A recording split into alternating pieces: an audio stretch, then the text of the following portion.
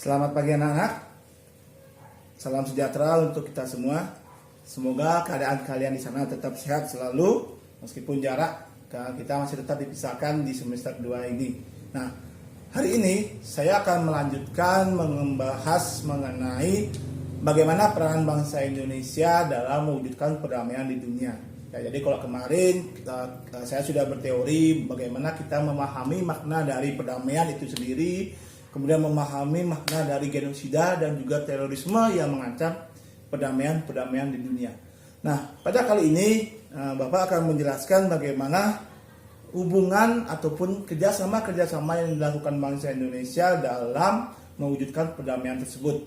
Nah, jadi di video ini tiga kerjasama atau tiga perwujudan yang dilakukan oleh bangsa Indonesia dalam mewujudkan perdamaian dunia, yaitu adalah Konferensi Asia Afrika, kemudian pasukan Garuda ataupun kontingen Garuda, dan juga deklarasi Juanda. Nah, untuk berikutnya atau untuk kerjasama berikutnya saya akan sampaikan di video selanjutnya. Nah, untuk lebih jelasnya ketiga lembaga ataupun ketiga kerjasama di Indonesia tersebut, silakan kalian simak video yang akan Bapak sampaikan berikut ini. Nah, jika sebelumnya kemarin saya sudah menjelaskan bagaimana memahami makna dari perdamaian, kemudian memahami makna dari genosida dan juga memahami makna dari terorisme yang mengancam perdamaian di dunia. Kali ini saya akan menyampaikan bagaimana peranan bangsa Indonesia dalam kerjasama lembaga-lembaga internasional guna untuk menjadi bagian dari perdamaian di dunia itu sendiri. Nah, kita tahu bahwa politik luar negeri bangsa Indonesia itu adalah menganut paham atau misalnya menganut sistem politik luar negeri bebas aktif. Ya, bebas itu artinya bebas untuk melakukan kerjasama dengan negara siapapun, sedangkan aktif itu adalah aktif atau ikut serta aktif dalam menjaga ataupun memperlancar perdamaian di dunia.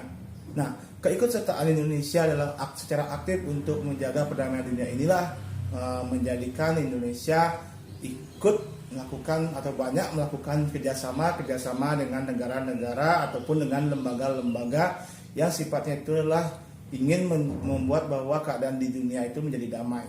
Ya, nah berikut ini adalah bagaimana beberapa lembaga-lembaga tersebut yang akan Bapak sampaikan. Yang pertama itu adalah melalui Konferensi Asia Afrika atau disingkatnya itu adalah KAA. Ya. Nah, latar belakang berdirinya atau latar belakang terbentuknya konferensi ini itu dikarenakan ketika pasca Perang Dunia Kedua ternyata tidak bisa memulihkan keadaan di dunia itu sendiri. Ya, meskipun saat itu Sekutu menang melawan pasukan Nazi, dalam hal ini Jerman, kemudian Jepang dan juga Italia. Nah, kemenangan Sekutu ini tidak memulihkan perdamaian di dunia, bahkan bisa dibilang menambah parah keadaan di dunia saat itu, terutama di wilayah Amerika dan juga di wilayah Eropa. Nah, saat itu dunia terpecah menjadi dua blok lagi, ya blok komunis dan juga blok liberal. Ya, blok komunis itu di bawah naungan Uni Soviet saat itu, sebuah negara besar dengan kekuatan militernya juga cukup besar, dan blok liberal itu di bawah kepemimpinan Amerika Serikat. Ya, juga seperti halnya Uni Soviet, kekuatannya militernya itu cukup kuat dan juga cukup solid pada waktu itu. Nah, di sini keadaan tersebut dinamakan itu adalah Perang Dingin. Nah, ketika itu banyak negara-negara yang waktu itu sudah merdeka ataupun yang baru berkembang tidak ingin menjadi bagian dari kedua blok tersebut. Nah, disinilah terutama di sini adalah negara-negara di wilayah Asia dan juga di Afrika. Nah, inilah yang menjadi latar belakang akhirnya beberapa negara-negara di Asia dan Afrika tidak mau memihak kepada kedua blok tersebut. Ya, ini yang menjadi nantinya terbentuknya nanti Konferensi Asia Afrika itu sendiri. Ya. Jadi setelah pasca Perang Dunia Kedua, sebagian besar negara-negara di Asia dan Afrika itu merasa memiliki perasaan nasib yang sama, yaitu adalah bekas daerah jajahan. terutama kolonialisme. Kemudian juga lahirnya kesadaran dari bangsa Asia Afrika untuk memperoleh kemerdekaan dan menentukan nasibnya sendiri. Dan yang ketiga itulah untuk mencegah pengaruh dari negara adikuasa sebagai dampak dari perang dingin yang tadi saya sampaikan. Jadi di sini terkadang kedua blok ini mencoba untuk memengaruhi negara-negara kecil yang ada di wilayah di Asia dan juga di Afrika. Nah, inilah yang tidak diinginkan oleh negara-negara kecil tersebut. Akhirnya mereka sepakat membentuk yang namanya Konferensi Asia Afrika. Nah, nantinya ke depannya Konferensi Asia Afrika itu juga akan berpengaruh, akan membentuk suatu gerakan baru yang dinamakan gerakan non-blok. Yang nanti gerakan non-blok akan saya sampaikan di slide berikutnya. Ya. Sekarang kita akan bahas bagaimana tujuan dari Konferensi Asia Afrika itu sendiri. Ya. Secara garis besar ada 5 tujuan dari dilaksanakannya Konferensi Asia Afrika. Yang pertama itu adalah mengembangkan sikap saling kerjasama antar negara di wilayah Asia dan juga di Afrika demi kepentingan bersama. Ya, kerjasama di sini adalah baik dalam bidang keamanan, pertahanan, kemudian dalam bidang ekonomi, kemudian sosial, budaya, dan lain sebagainya. Kemudian yang kedua, membina hubungan antara negara dan meninjau berbagai permasalahan-permasalahan yang muncul di berbagai bidang. Nah, kita tahu bahwa di wilayah Asia dan juga di Afrika itu adalah wilayah-wilayah bekas jajahan kolonialisme. Otomatis masyarakat rakyat di negara-negara kecil ini ya memang memiliki dampak penderitaan yang besar dari kolonialisme itu sendiri. Nah, inilah menjadi suatu perasaan yang sama baik itu negara di Asia ataupun di Afrika untuk menentukan nasibnya dan juga untuk melakukan atau membina hubungan-hubungan terutama permasalahan sosial itu sendiri. Apakah dia membantu sesamanya, kemudian juga bisa mengirimkan makanan dan lain sebagainya. Yang ketiga, tujuan yang ketiga itu adalah mempertimbangkan secara bersama masalah-masalah berkaitan tentang kepentingan negara-negara di Asia dan juga di Afrika. Ya, seperti halnya contohnya kedaulatan nasional ya atau wilayah. Kemudian juga ada nasionalisme yang di masing-masing negara tersebut dan juga masalah kolonialisme yang atau penjajahan yang memang beberapa negara-negara di Afrika ataupun di Asia belum sempat merdeka saat itu. Kemudian tujuan yang keempat itu adalah meninjau kedudukan negara-negara di Asia dan di Afrika dan memberikan dukungan aktif dalam perdamaian di dunia atau perdamaian internasional tersebut. Ya, jadi di sini jika ada negara-negara di Afrika ataupun di Asia yang belum memperoleh kemerdekaan, mereka saling satu padu, menyatukan satu pendapat, menyuarakan atau mengakui negara tersebut mempunyai hak untuk merdeka.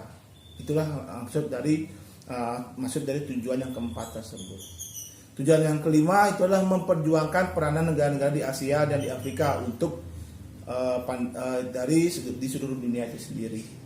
Nah, mengapa dikatakan demikian? Karena di sini di dunia itu sendiri bahwa negara-negara adikuasa itu sebagian besar itu terdapat di wilayah Eropa dan juga di wilayah Amerika, terutama Amerika Serikat sih kalau bisa dibilang. Nah, di sini wilayah Asia dan juga wilayah Afrika itu lebih seperti hanya dikucilkan ataupun hanya dieksploitasi sumber daya alamnya.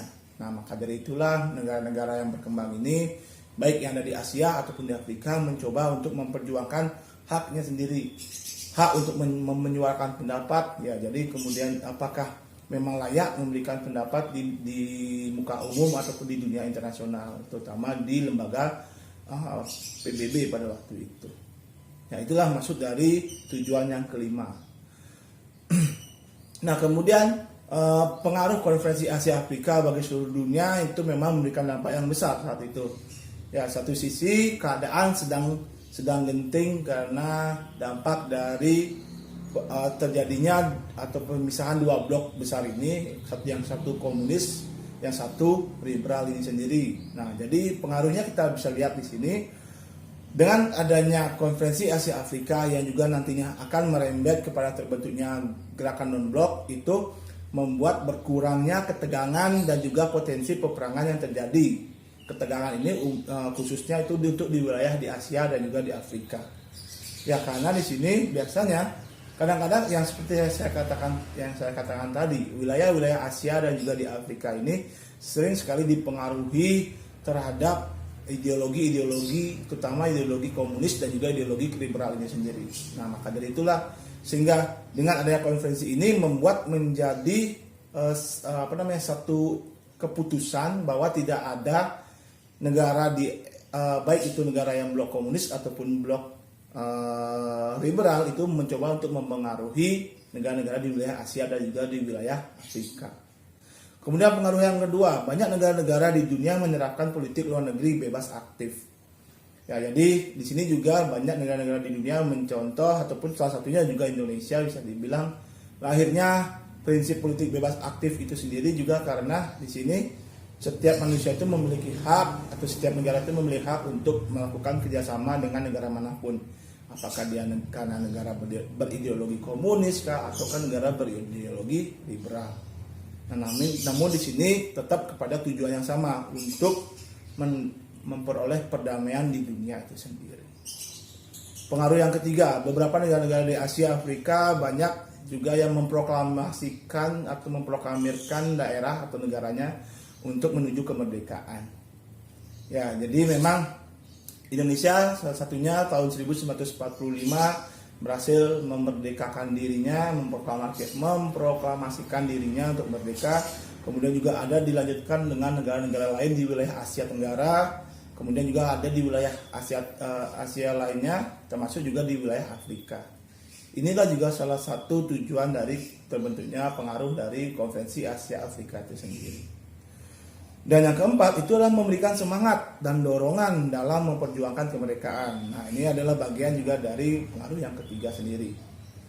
Beberapa daerah-daerah yang belum sempat mendapatkan kemerdekaan atau wilayah-wilayah yang kecil yang masih tetap dipengaruhi oleh kolonialisme itu mencoba untuk meminta kemerdekaan. Nah, inilah di sini Konferensi Asia Afrika dijadikan sebagai patokan atau sebagai aturan ataupun sebagai acuan untuk mereka dalam hak memerdekakan diri ataupun meminta kemerdekaan terhadap bangsa kolonial itu sendiri. Ya, nah itulah bagaimana pengaruh dari Konferensi Asia Afrika bagi perdamaian di dunia. Nah, kita tahu bahwa Konferensi Asia Afrika itu kan terbentuk dari beberapa negara-negara. Nah, kita lihat sekarang adalah siapa saja sih yang menjadi pemrakarsa ataupun pelopor terbentuknya konferensi ini. Ya, jadi awal konferensi ini terbentuk itu dari 5 perdana menteri, baik itu yang berasal dari Asia ataupun yang berasal dari Afrika. Ya, salah satu menteri tersebut adalah berasal dari Indonesia. Nah, itu ada kalian bisa lihat dari kiri kalian itu adalah berasal dari Indonesia, Perdana Menteri Ali Sastro Amijoyo. Kemudian yang nomor 2 itu Jawaharlal Nehru dari India. Kemudian yang nomor 3 UNU dari Burma. Yang nomor 4 itu adalah Muhammad Ali Bogra dari Pakistan. Dan yang kelima itu adalah Sir John Kotelawala dari Sri Lanka. Ya, jadi kelima tokoh atau Perdana Menteri inilah yang menjadi pelopor terbentuknya Konferensi Asia Afrika. Nah, nantinya dengan peloporan mereka itu mencoba untuk mengajak negara-negara di wilayah Asia dan Afrika untuk bergabung, tidak memihak kepada blok terhadap blok manapun, tapi mereka meminta untuk kemerdekaan nantinya. Nah, lalu bagaimanakah peranan bangsa Indonesia sendiri dalam Konferensi Asia Afrika? Ya, jadi kalau tadi saya sampaikan salah satu pelopor pemrakarsa terbentuknya KAA itu adalah dari Indonesia. Otomatis peranan Indonesia di sini adalah menjadi pemrakarsa terbentuknya KAA itu sendiri. Ya, yaitu waktu itulah Mr. Ali Sastro Amijoyo yang waktu itu menjabat sebagai Perdana Menteri. Kemudian peranan Indonesia yang lainnya, Indonesia dijadikan sebagai penyelenggara Konferensi Asia Afrika.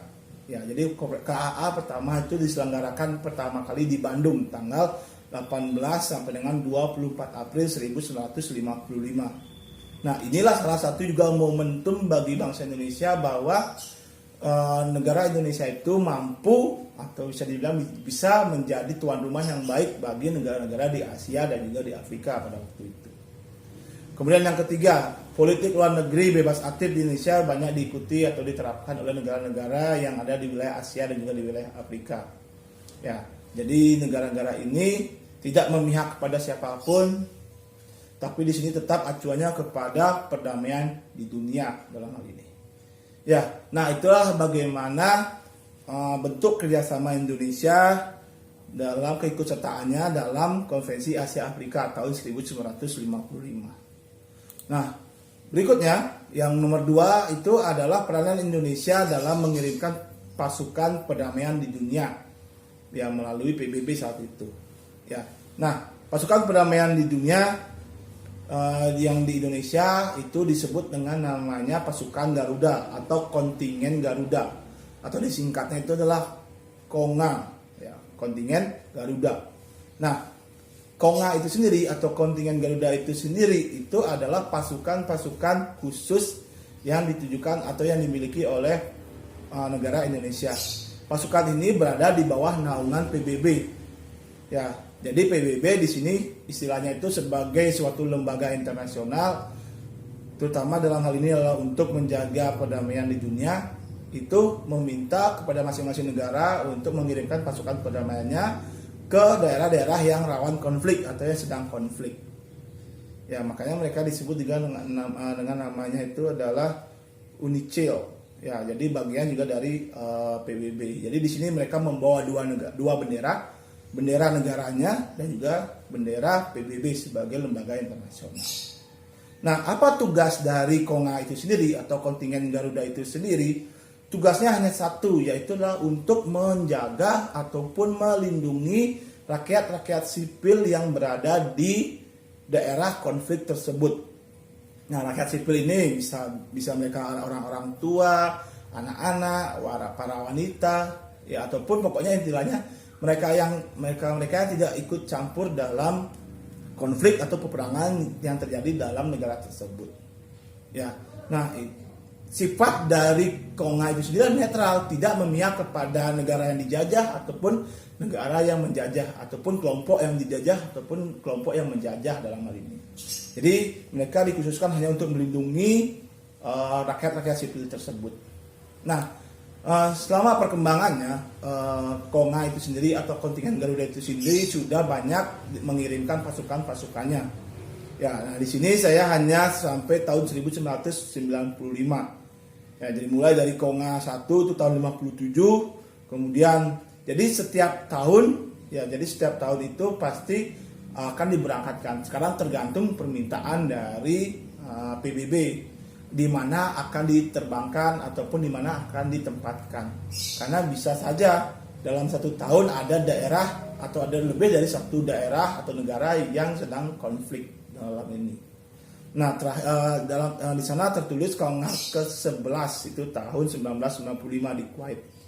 Nah, terakhir kalau kalian searching nanti di internet KONGA 33 kalau nggak salah 28 kalau nggak salah itu tahun 2019 lalu itu pasukan kontingen Garuda dikirimkan wilayah ke Lebanon. Ya, suatu wilayah di Timur Tengah yang sekarang masih rawan sekali konflik pada waktu itu. Ya, inilah bagaimana peranan bangsa Indonesia juga dalam menjaga perdamaian dunia. Ya, jadi tidak saja keikutsertaan dalam lembaga internasional, tetapi juga mengirimkan pasukan perdamaian di bawah payung ataupun naungan PBB sebagai lembaga internasional. Dan yang ketiga itu adalah Deklarasi Juanda. Ya, Deklarasi Juanda sesuai dengan namanya ini adalah sebuah deklarasi ataupun sebuah keputusan yang dicetuskan oleh Insinyur Haji Juanda Kartawijaya.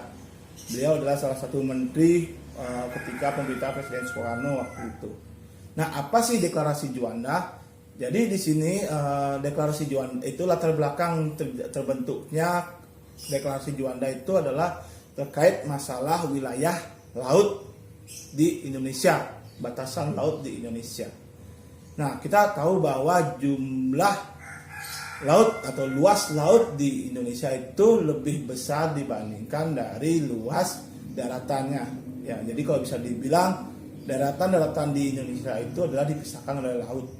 Nah, maka dari itu pada waktu kita flashback lagi ke zaman Belanda, pada waktu masanya Belanda menjajah Indonesia, laut-laut di Indonesia itu hanya dijadikan sebagai pemisah antar pulau-pulau yang ada di Indonesia. Baik itu dari Sumatera, Kalimantan, Sulawesi, Maluku, Jawa, dan juga Sunda Kecil. Nah, saat kemerdekaan, pemerintah melihat potensi lain dari kelautan yang ada di Indonesia itu sendiri. Ya, namun sebelum melihat potensinya itu sendiri, pemerintah juga melihat bagaimana sih sejauh mana sih batasan-batasan jarak antara lautan Indonesia dengan lautan yang berada di negara-negara tetangga, terutama seperti Singapura, Malaysia, Brunei, kemudian Timur Leste, Australia, dan Filipina pada waktu itu, termasuk juga Cina. Ya, nah akhirnya saat kemerdekaan tersebut, Perdana Menteri Juanda menugaskan Mr. Mukhtar Kusumaatmadja untuk mencari dasar-dasar hukum secara internasional ya, untuk mengesahkan batas laut wilayah Indonesia saat itu. Setelah ditemukannya pada tanggal 13 Desember 1957, akhirnya pemerintah Indonesia mengeluarkan sebuah keputusan bersama yang kita kenal juga dengan namanya Deklarasi Juanda. Nah, keputusan ini, apa saja isi Deklarasi Juanda, kalian bisa lihat di buku paket kalian lebih jelasnya. Ataupun kalian bisa searching nanti di internet, apa sih pasal-pasal dari deklarasi tersebut. Nah, perjalanan dari Deklarasi Juanda itu sendiri mengenai batas laut ya, mengenai batas laut Indonesia sendiri memang cukup panjang untuk diakui oleh negara-negara, baik itu negara tetangga ataupun negara-negara di dunia saat itu. Nah, karena tahu bahwa potensi lautan yang ada di Indonesia itu cukup besar, maka dari itulah pasti ada saja negara-negara itu, terutama negara-negara yang dekat dengan Indonesia itu ingin mencari sumber daya alamnya nantinya di sana. Nah, perjalanan pengakuan terhadap negara Indonesia, batas laut Indonesia itu pun akhirnya sempat tercapai juga ya. Jadi ketika itu lewat konvensi PBB ya tentang hukum laut di Jamaika tahun 1982 itu diakui bahwa batas laut Indonesia itu sudah sesuai dengan apa yang dicetuskan oleh Deklarasi Juanda saat itu. Nah, ini kalian bisa lihat sebuah foto, di sana sudah tertera sekali sejauh mana jarak dari batasan-batasan laut Indonesia dengan laut yang ada di daerah-daerah tetangga, ke negara-negara tetangga. Nah, sebelum kita lihat ke foto tersebut, kita lihat dulu hasil keputusannya ya. Nah, sejak keputusan Deklarasi Juanda ini dicetuskan, pemerintah akhirnya membuatlah undang-undang supaya dijadikan secara resmi ya. Kalau hanya berupa deklarasi itu kan belum secara resmi total. Maka dari itu pemerintah akhirnya memutuskan untuk membuat sebuah undang-undang terkait masalah batas laut Indonesia. Undang-undang ini tercantum pada Undang-Undang Nomor 4/PRP tahun 1960 tentang batas laut di Indonesia. Ya, jadi batas lautnya itu terdiri dari zona ekonomi eksklusif atau ZEE, kemudian terdiri dari laut teritorial, ya, dan juga terdiri dari perairan Nusantara.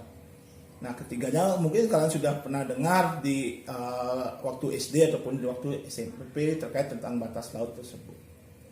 Nah, setelah itu juga sejak dikeluarkannya undang-undang tersebut, batasan atau fungsi laut di Indonesia itu tidak lagi sebagai pemisah antar pulau, tetapi dijadikan sebagai alat ya, sebagai pemersatu bangsa atau pemersatu dari daerah-daerah yang ada di Indonesia saat itu.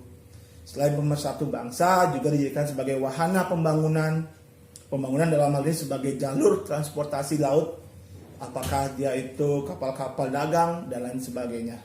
Kemudian juga sebagai keamanan, ya, karena wilayah Indonesia itu sering sekali kemalingan, terutama sumber daya alam lautnya, dan juga sebagai pertahanan nasional. Jadi sejauh mana jarak-jarak yang terjadi atau jarak-jarak antar negara Indonesia dengan negara-negara tetangga.